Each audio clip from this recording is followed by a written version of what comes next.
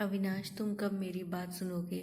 आखिर मैं तुम्हारी पत्नी हूँ। काव्या ने गुस्से में अविनाश से कहा। अविनाश बिना कुछ बोले घर से बाहर निकल गया। अब ऐसा हर दिन होता है।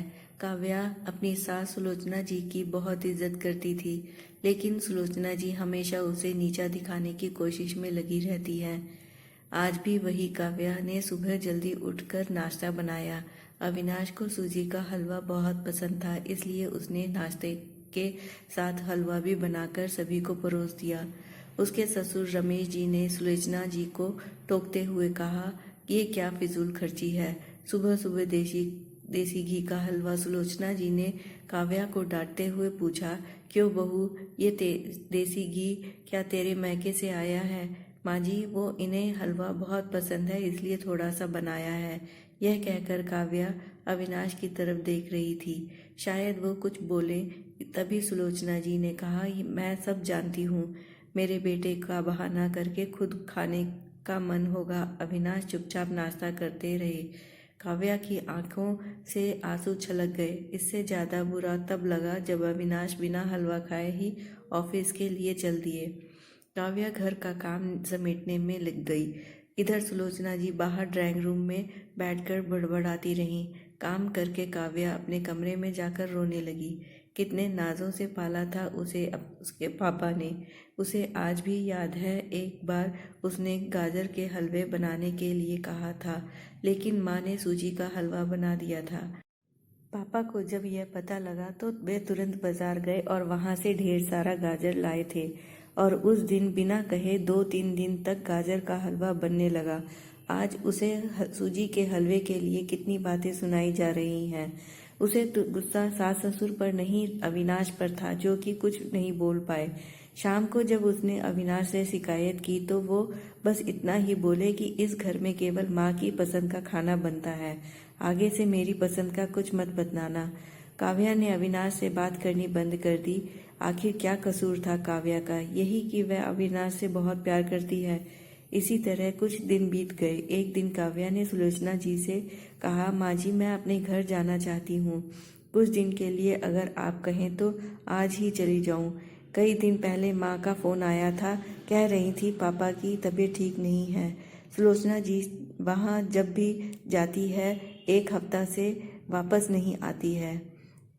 घर का काम कौन करेगा? तेरे ससुर और मेरा बेटा शाम को थक हार कर घर आएंगे।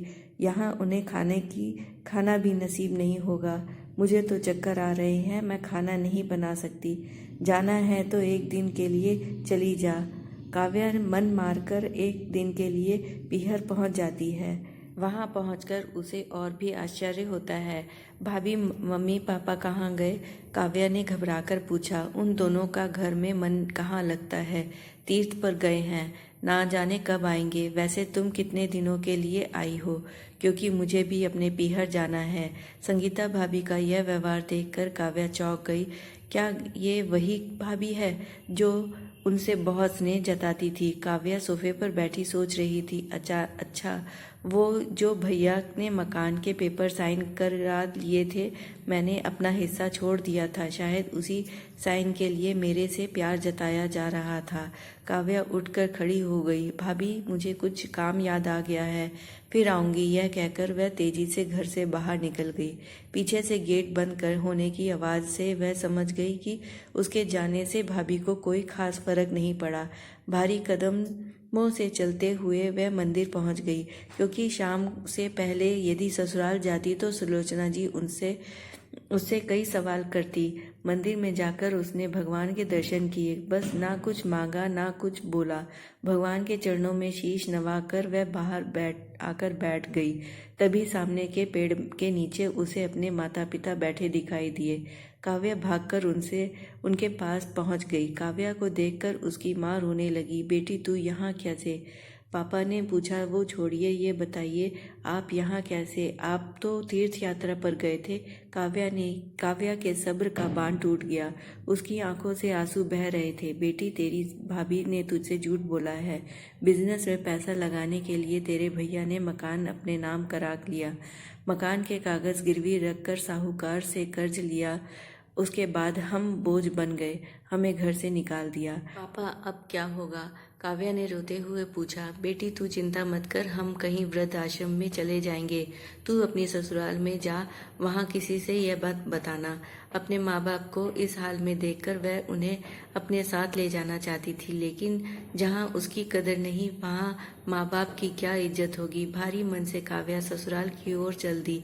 आज उसे अपने लड़की होने का अफसोस हो रहा है। काश वो अपने माता पिता के लिए कुछ कर पाती। घर आकर उसने बहुत मुश्किल से घर का काम निपटाया। उसके बाद अपने कमरे में जाकर गुमसुम सी बैठ गई। उसकी आंखों से आंसू बह रहे थे। अविनाश अपने ऑफिस के काम में लगे हुए थे। जब वे सोने आए तो काव्या से पूछ बैठे, क्या बात है? आज फिर माँ की कोई बात बुरी लगी जो आंसू बहा रही हो? काव्या अपने को रोक नहीं पाई और उसने रो कर सारी बात अविनाश को बता दी। क्या माँ पिताजी को यहाँ ले आए? वे इस उम्र में कहाँ जाएंगे? अविनाश ने कोई जवाब नहीं दिया और करवट लेकर सो गए। इस बात से काव्या को बहुत गुस्सा आया। आज से मैं भी इनके माँ बाप की सेवा नहीं करूंगी, देखती हूँ कौन इनकी सेवा करेगा। रोते रोते काव्या सो गई। 2-3 दिन बीत जाने पर उसकी चिंता बढ़ती जा रही थी। एक दिन वह सब्जी लेने के बहाने उसी मंदिर में पहुंची, लेकिन उसके माता पिता वहां नहीं थे। पंडित जी, यहाँ मेरे माता पिताजी उस पेड़ के नीचे बैठे थे। कई दिन से उनका कुछ पता है? तुम्हारा नाम काव्या है क्या? पंडित जी के मुंह से अपना नाम सुनकर काव्या ने पूछा। हाँ, लेकिन आपको कैसे पता? तुम्हारे माता पिता ने यह पता दिया था और कहा था कि वे अब यहाँ रहते हैं।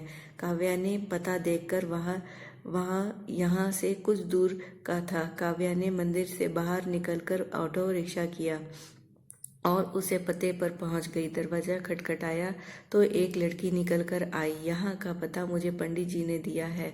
काव्या बोली। आप काव्या दीदी हो?